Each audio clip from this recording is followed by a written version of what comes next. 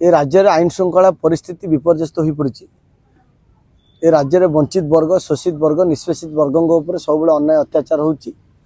खास करी कालीर जो विशाल आंदोलन होता हजार हजार संख्यार ओडिशार तमाम आंबेडकरवादी संगठन माने एवं वकील बंधु माने, मीडिया बंधु माने, विभिन्न बंधु माने वंचित शोषित वर्ग खाली सामिल होते।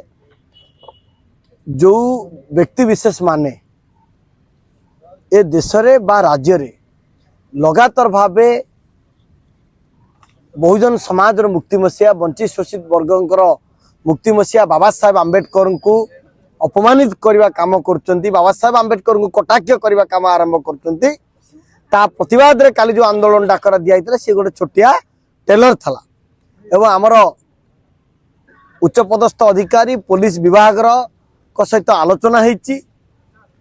मुख्यमंत्री उद्देश्य रे दाबी पत्र दि जाता सत्वे ए पर्यंत कार्यानुष्ठान हो ना धारणा दि जाऊँगी। आपण गणमाध्यम जरिया आमे ए राज्यर पुलिस डीजी आरंभ करी माननीय मुख्यमंत्री आरंभ करी कमिशनरेट पुलिस को चेतावनी दि जाऊँगी। आगामी 7 दिन मध्य जो माने बाबा साहेब आंबेडकर को अपमानित करने काम करचंती, बाबा साहेब आंबेडकर को कटाक्ष करने काम करचंती, सेमान को विरुद्ध रे तुरंत एनएसए एक्ट लगे नेशनल सिक्योरिटी एक्ट लगे गिरफ करने दाबी कर। नचेत 7 दिन भीतर जदि ये कार्यक्रम न हुए ये मेसेज गाँ गाँ को जीव, लड़ाई हम दरकार पड़े मुख्यमंत्री घर एवं पुलिस डीजी एवं दरकार पड़े ओडिशा सारा मध्य आंदोलन जोरदार तीव्रतर कर।